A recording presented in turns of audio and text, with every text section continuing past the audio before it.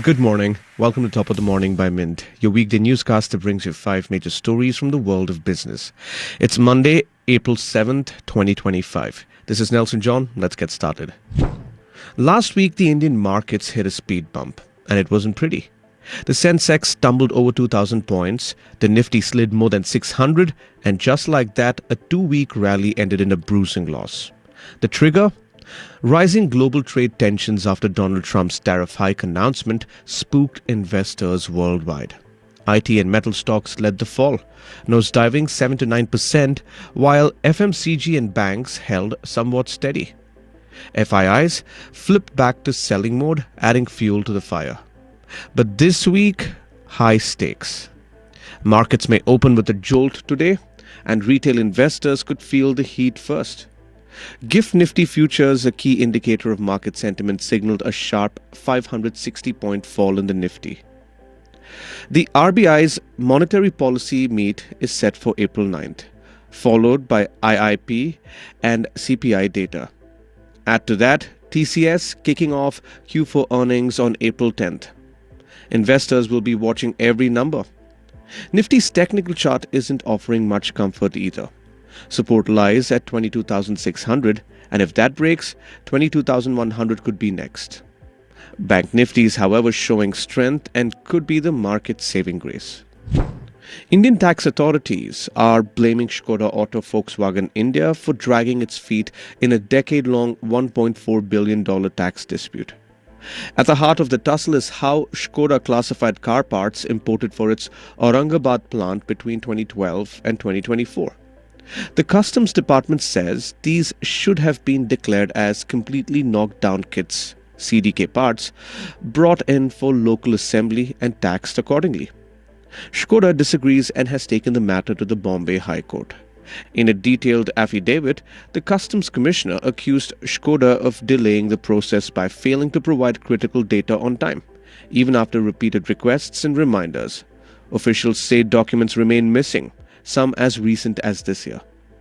Adding fuel to the fire, an earlier DRI probe found Skoda allegedly concealed key agreements with foreign affiliates, 31 of which were never shared with the authorities. Skoda says it's cooperating fully and pushing legal remedies. But with 11,526 crore rupees on the line, the Customs Department is urging the court to throw out the automaker's plea and let the adjudication begin. 1 year in and not a single rupee spent. That's the surprising status of India's 500 crore rupees PM e-drive scheme for electric trucks. Launched to push clean commercial transport, the plan has stalled. No trucks subsidized and no localization rules notified. Now, the Ministry of Heavy Industries is eyeing ports, steel, cement and logistics sector to kickstart demand. These industries rely heavily on trucks, making them ideal for a switch to electric. The clock is ticking, the scheme ends in FY26, and half the time is already done. Under PM e-drive, automakers sell EVs at discounted rates, and the government reimburses the difference. But in the case of e-trucks, the roadmap remains hazy. Why the delay? Manufacturers say they need 18 months to meet localization norms, called the Phased Manufacturing Program, PMP, but the government hasn't even issued them yet.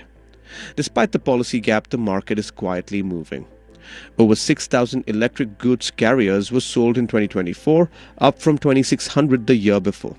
Chinese giant BYD dominated the heavy e-truck segment, selling over a third of its units. With 150 crore rupees unspent in FY25, officials now hope to salvage momentum in FY26. But without clear rules, the wheels might not turn fast enough. India's premium whiskey might just dodge the tariff hangover. As the US rolls out a 26% reciprocal duty hike, Indian alcohol exports brace for impact. But industry insiders say the country's single malts may stay largely unaffected. Even a 30% hike won't shake premium buyers, says Amar Sinha of Radico Kathan. These high-end whiskies, seen as lifestyle choices, have the resilience and margins to absorb the extra cost.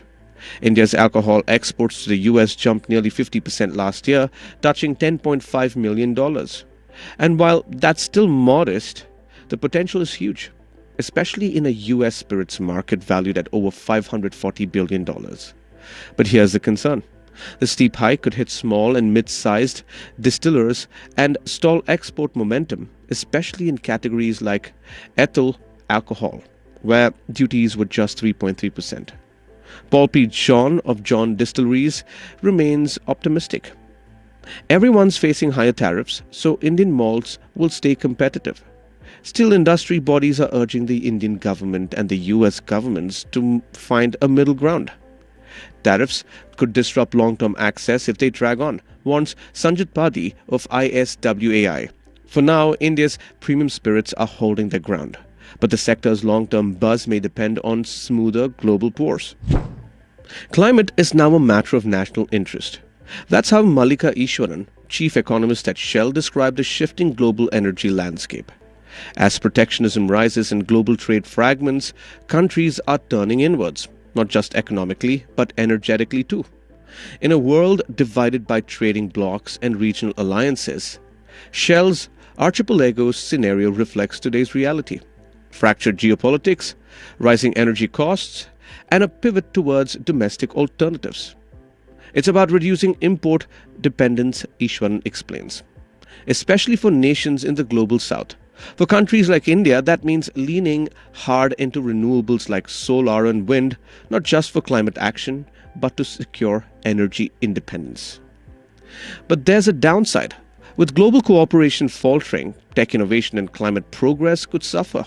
Sectors like aviation and shipping, which require global coordination, may lag behind. Easwaran warns that without collective action, the world risks missing the Paris climate target of limiting warming to 1.5% degrees Celsius. Still, there is hope. In Shell's alternative horizon scenario, long-term climate goals guide cooperation in a fragmented world. Countries may still come together for global welfare on health, on climate, she adds. The question is, will energy security drive real change or just delay the bigger transition? That's all for today. Thank you for joining in. We're eagerly looking forward to our next Top of the Morning episode, which will be packed with the latest in business news. Until then, this is Nelson John signing off. Have a great day.